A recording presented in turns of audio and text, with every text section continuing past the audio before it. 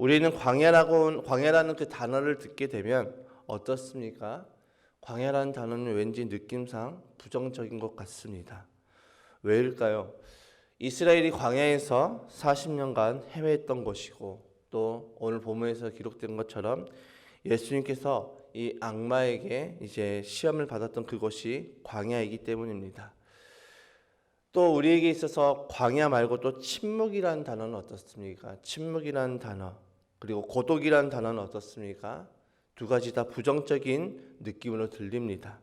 왜냐하면 고독은 외로움이라는 느낌을 많이 주고, 또 요즘 한참 많은 사람들에게 사회적으로 이슈가 되고 있는 고독사를 비롯한 그 아무도 없이 혼자인 듯한 느낌을 우리에게 주기 때문이죠.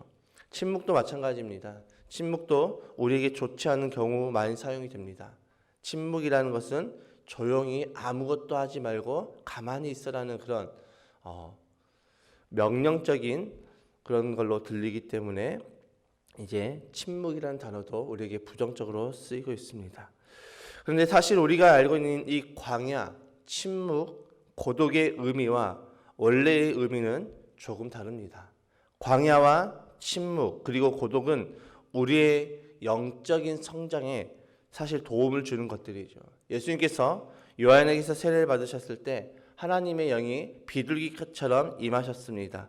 그리고 이는 나의 사랑하는 아들이라는 그 하나님의 음성이 들리셨죠. 마태복음 3장 16절에서 17절의 말씀에 예수께서 세례를 받으시고 곧 물에서 올라오셨다. 그때 하늘이 열렸다. 그는 하나님의 영이 비둘기같이 내려와 자기 위에 오는 것을 보셨다. 그리고 하늘에서 소리가 나기를 이는 내가 사랑하는 아들이다. 내가 그를 좋아한다 하였다.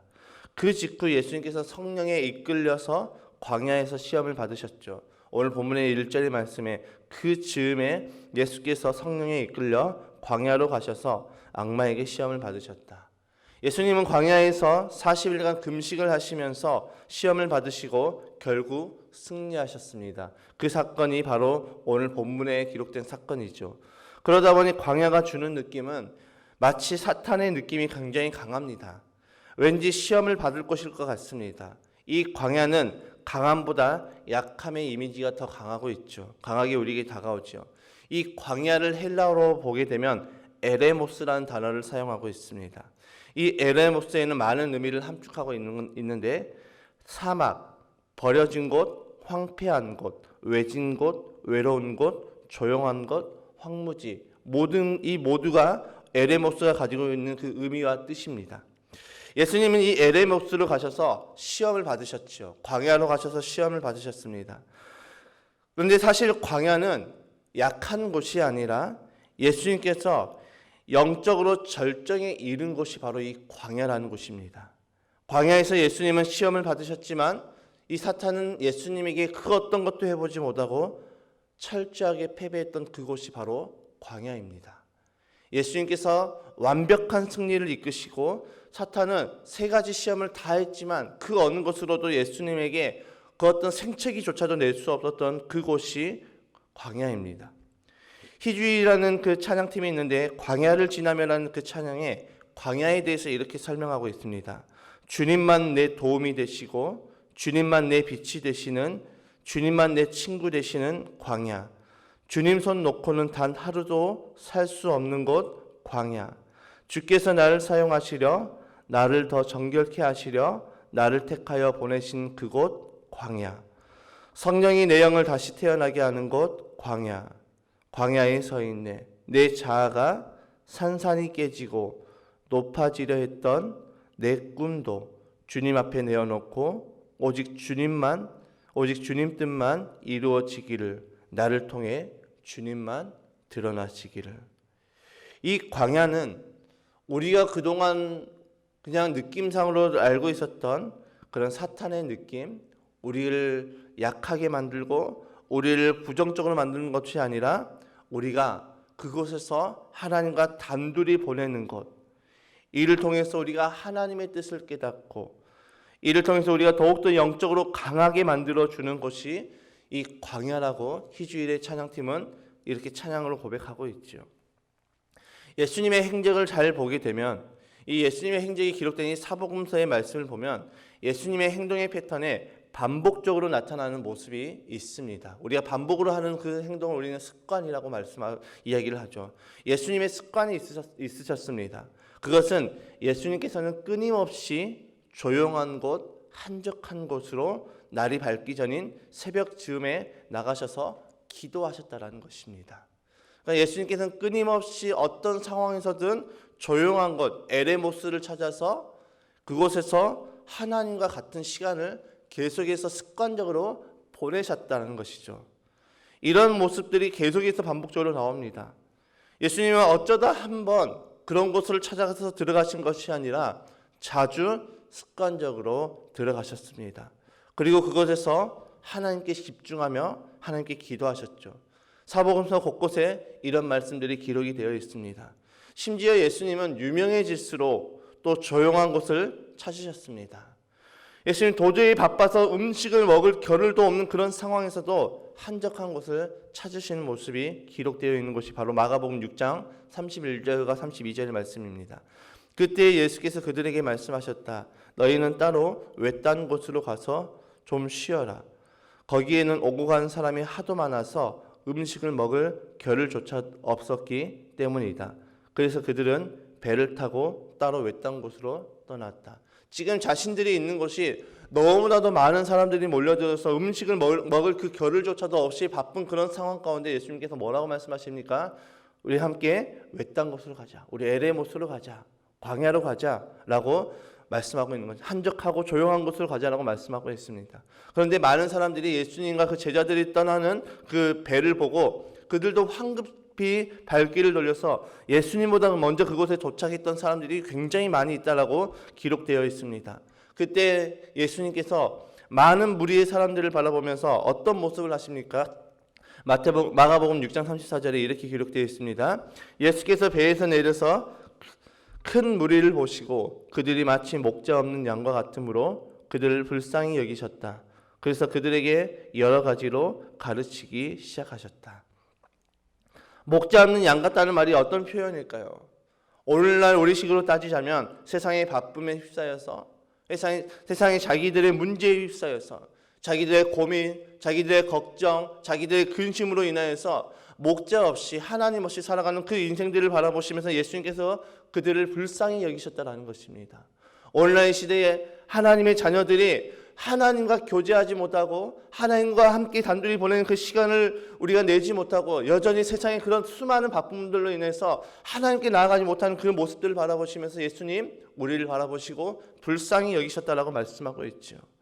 누가복음에서는 무려 9번이나 예수님께서 한적한 곳을 찾으셨다라고 기록이 되어 있습니다. 다시 한번 말씀드리지만 예수님은 유명해지고 바빠질수록 한적한 곳을 찾으셨습니다. 그런데 우리는 어떻습니까? 우리는 그 반대이지 않습니까? 우리는 유명해지고 바쁠수록 한적한 곳, 조용한 곳, 하나님과 교제하는 것을 가장 먼저 내려놓게 됩니다. 바쁠수록 힘들수록 우리는 이 새벽의 미명의 시간 혹은 나의 기도의 시간을 가장 먼저 내려놓습니다.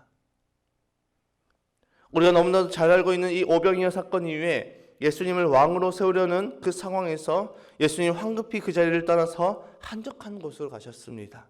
그리고 밤새 기도하셨다라고 기록이 되어 있죠. 마가복음 6장 45절부터 47절에 그 말씀이 기록이 되어 있습니다. 여러분 왜 예수님께서 밤새 기도하셨을까요? 굉장히 예수님께서는 영적이신 분이시기 때문에 밤새도록 기도하셔도 아무렇지도 않아서 기도를 하셨을까요? 물론 그럴 수도 있죠. 그러나 예수님께서 밤새 기도하셨던 가장 큰 이유는 그때가 홀로 조용히 계실 수 있는 유일한 시간이셨기 때문입니다. 우리에게 있어서 예수님처럼 한적한 곳, 밤새 기도할 수 있는 그 시간, 우리에게 있어서 예수님처럼 하나님과 단둘이 보낼 수 있는 그 시간이 언제일까요?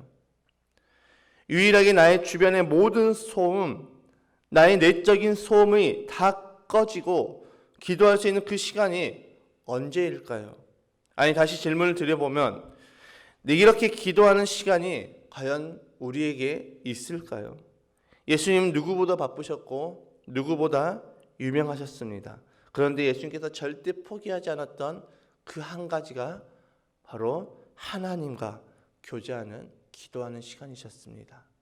예수님의 그 생일을 예수님께서 우리를 초대하시고 나에게 와서 배우라라고 말씀하시면서 보여주셨던 것은 예수님께서 끊임없이 한적한 곳으로 가셔서 하나님과 함께 교제하는 시간을 우리에게 보여주셨습니다. 이것이 예수님과 우리의 다른 삶의 모습이죠. 예수님은 바쁠수록 유명해질수록 더욱 자주 한적한 곳을 조용한 곳으로 나아가 기도하셨습니다. 왜일까요? 그럴수록 조용한 곳에서 하나님과 보내는 시간이 더 필요하기 때문이죠. 그런데 우리는 많은 핑계를 대면서 그 시간을 가장 먼저 내려놓습니다. 우리에게 필요한 것은 더 많은 시간이 아니라 예수님처럼 조용한 곳, 한적한 곳, 에레모스로 가서 하나님과 보내는 그 시간이 필요합니다. 왜 예수님께서는 그 한적한 곳으로 가셔서 그렇게 기도하는 기도를 하셨을까요? 아무 소음이 없는 그 침묵의 시간이 예수님께도 필요했기 때문입니다. 예수님께서는 완전한 신이시자 완전한 인간이십니다. 우리가 이 땅 가운데서 인간이 어떻게 살아야지 하나님의 뜻대로 살 수 있는지를 예수님께서 실제로 그 삶을 통해서 우리를 보여주시고 우리를 불러주셨습니다. 이 침묵, 다시 아까 말씀드렸던 이 침묵도 마찬가지죠. 침묵은 우리에게서 부정적인 것이 아니라 우리에게 꼭 필요한 시간임을 예수님께서는 삶을 통해서 보여주셨습니다. 한적한 곳, 아무도 없는 곳, 조용한 곳으로 가셔서 조용히 하나님과 그 깊은 교제의 시간을 나눴습니다.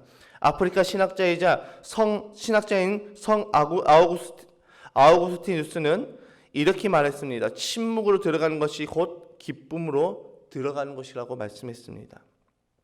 삶의 대부분을 신의 산에서 기도했던 성 요한 클리마쿠스는 침묵이라는 친구는 우리를 하나님께로 가까이 이끌어준다고 했습니다. 또 유명한 신학자이죠. C.S. 루이스는 사탄은 침묵이 자신들의 일, 즉 우리의 영혼을 파괴하는 것에 대한 큰 위협으로 여겨 이를 경계하는 악마들의 모습을 그림으로 나타내기도 했습니다. 이 세상의 소리, 우리의 내면의 소리, 외면의 그 소리를 다 차단하고 조용한 곳에서 그 침묵의 시간을 지낼 때 들려오는 소리들이 있습니다. 어떤 소리들일까요? 자연의 소리이죠. 바람 소리, 물, 나무를 연주하는 하나님의 임재와 하나님의 그 소리가 우리에게 들려옵니다. 그러면 우리 안에 있었던 그 모든 복잡한 문제들이 조금씩 해제가 되고 우리 이제 더욱 하나님께 집중하게 됩니다. 제가 지난주에 머릿속이 굉장히 복잡했습니다. 그래서 복잡하고 아무것도 할 수 없어서 이제 아내에게 이야기를 하고 자전거를 타고 조용히 이제 여수를 한 바퀴 돌면서 이제 시간을 보냈습니다. 오랜 시간 아무것도 듣지 않고 자전거를 타면서 침묵의 시간을 지나고 나니까 순간 제 안에 답답함이 사라지고 복잡함이 사라지고 하나님께서 제 영혼을 만지신 것이 느껴졌습니다. 예수님께서 그 침묵의 시간 가운데 가만히 혼자서 있었던 것이 아니라 하나님과 교제하셨음을 저는 이 말씀을 묵상하면서 또 제가 지난주 그런 것들을 경험하면서 깨닫게 되었습니다. 우리에게는 늘 수많은 소리가 들려옵니다. 세상의 바쁨의 소리가 들려오고 우리의 내면에 많은 근심과 걱정의 소리가 우리에게 들려와서 우리가 하나님의 음성을 듣지 못하고 하나님께 집중하지 못하는 상황들이 굉장히 많이 있습니다. 그럴 때 우리는 어떻게 해야 될까요? 또 예수님처럼 조용하고 한적한 그 에레메스로 들어가서 조용히 하나님의 그 소리를 귀를 기울이면서 침묵의 시간을 보내는 것입니다. 그렇게 될 때 주님이 우리의 영혼을 만지시고 우리를 회복시키십니다. 또 예수님께서는 조용한 곳에서 고독의 시간을 보내셨습니다. 고독은 고립이 아닙니다. 고독과 고립은 큰 차이가 있습니다. 고독은 내가 자발적으로 참여를 하는 것이지만 고립은 도피하는 것입니다. 고독은 내가 하나님과 함께하는 시간이지만 고립은 마귀에게 스스로를 내어주는 시간입니다. 저는 올해가 시작이 되면서 기도원에 들어가서 4박 5일간 기도를 했습니다.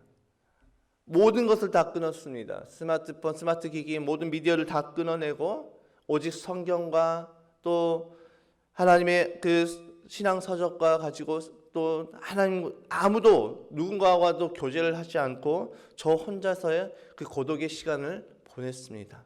그럴 때 정말로 하나님의 임재, 하나님의 그 풍성하심, 기도할 때마다 하나님께서 많은 그런 감동들을 주시고 많은 응답들을 저에게 주셨습니다. 그 고독의 시간이 저에게 있어서 정말 그 4박 5일의 시간이 정말 처음엔 너무나도 심심하고 따분한 그런 시간들이었지만 그런 시간 가운데 하나님의 임재하심, 하나님의 만지심을 느끼고 경험하게 되었습니다. 우리에게 고독이 필요하다는 것입니다. 우리는 수많은 사람들과 관계를 갖고 수많은 사람들과 많은 시간들을 보내면서 하나님과 함께 보내는 그 고독의 시간이 우리에게 사라지고 하나님과 함께 보내는 그 침묵의 시간이 사라지고 하나님과 함께 보낼 수 있는 그 조용한 것이 우리 인생 가운데 사라지면서 우리의 영적인 무감각이 빠져버렸고 우리의 영성은 무너지기 시작했다는 것입니다. 20세기 예수님의 가장 위대한 제자라고 평가를 받는 기도의 사람 헨리 나우에는 이런 글을 썼습니다. 고독 없이는 영적인 삶을 사는 것이 사실상 불가능하다. 하나님과 함께하며 그분의 음성을 듣는 시간을 따로 떼어놓지 않는다면 영적인 삶을 진지하게 받아들이지 않는 것이다. 우리의 수많은 일생 가운데, 우리의 일상 가운데 우리는 하나님의 음성을 듣는 그 시간을 따로 떼어놓아야 된다라고 이 헨리 나우에는 우리에게 이렇게 교훈하고 있습니다.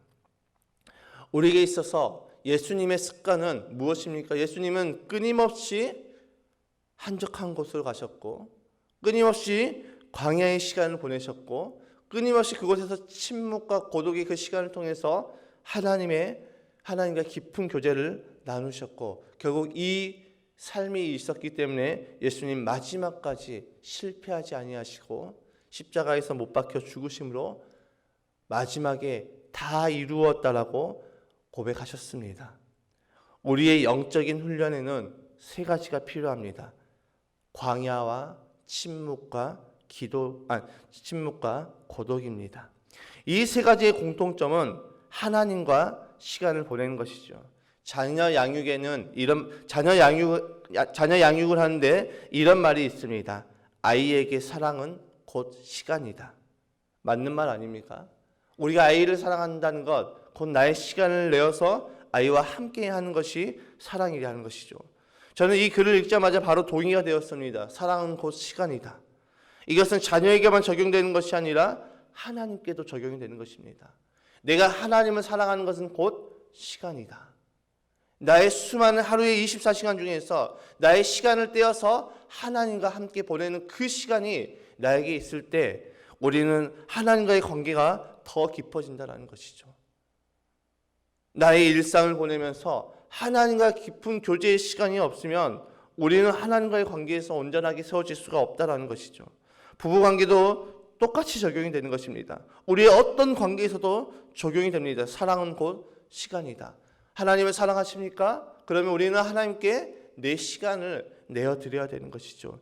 예수님께서는 하나님을 사랑하셨습니다. 그래서 예수님은 유명해질수록 바빠지실수록 예수님은 습관처럼 한적한 곳에서 본인의 시간을 내어서 하나님과 깊은 교제의 시간을 보내셨다는 것입니다. 이것이 예수님이 승리하실 수 있었던 비결이고 승리하실 수 있었던 그 삶의 원동력이셨습니다.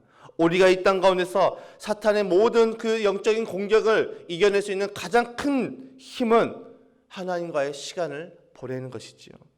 우리가 광야에서 침묵과 고독의 그 시간을 보내는 것은 하나님과의 시간을 보내는 것입니다. 우리의 삶에서 광야의 시간을 만들어야 됩니다. 우리의 삶에서 침묵의 시간을 만들어야 됩니다. 우리의 삶에서 고독의 시간을 만들어야 됩니다. 이 새벽을 깨워서 나와서 기도하는 우리의 이 시간은 우리가 피곤한데 그냥 억지로 나가는 그 시간이 아니라 우리의 하루 24시간의 이 삶의 시작의 첫 시간에 우리는 광야에서 지금 하나님과 함께 고독과 침묵의 시간을 보내며 하나님께 기도하는 깊은 교제의 시간이 된다는 것입니다. 오늘날 수많은 사람들이, 수많은 교회가, 수많은 신학자들이 이 새벽 예배를 향해서 이것은 율법적이다라고 이야기하면서 새벽 예배의 무용성을 이야기하고 있습니다. 오늘날 한국 교회가 새벽 예배를 드리지 않는 곳이 더욱더 많아졌습니다. 그러자 한국 교회의 영성이 예전 같지 않습니다. 새벽 예배가 무너지고 새벽 예배가 사라지고 새벽에 하나님과의 보내는 그 시간들이 사라지기 시작하면서 한국 교회의 영성이 무너지기 시작했다는 것입니다. 우리의 영성이 다시 회복되기 위해서는 우리는 하루의 첫 시간을 하나님께 나와서 이 한적한 곳 에레모스로 나와서 침묵과 고독의 시간을 만들며 하나님과 함께하는 그 시간이 우리에게 있어야 된다는 것입니다. 그것이 우리의 영성, 우리의 영혼이 살아나는 것입니다. 예수님께서 광야에서 승리하셨듯이 우리도 광야에서 승리합시다. 우리가 광야에서 만들어진 그 시간, 광야에서 영성으로 충만해지는 시간, 영적으로 충만해지는 시간, 성령으로 충만해지는 그 시간은 우리가 이곳 에레모스로 나올 때 가능해진다는 것입니다. 세상의 바쁜 일상 가운데 살아가면서 하나님과 교제 없이는 우리는 성령의 충만함을 누릴 수가 없습니다. 오늘 이 말씀에서 예수님께서 습관을 따라서 광야로 조용한 곳으로 한적한 곳으로 가셔서 고독과 침묵의 그 시간을 보내며 하나님과 교제했던 것처럼 우리도 그 삶을 따라서 훈련하고 연습하고 우리의 습관이 되어서 우리도 승리하는 저와 여러분의 삶이 되시기를 주님의 이름으로 축복합니다.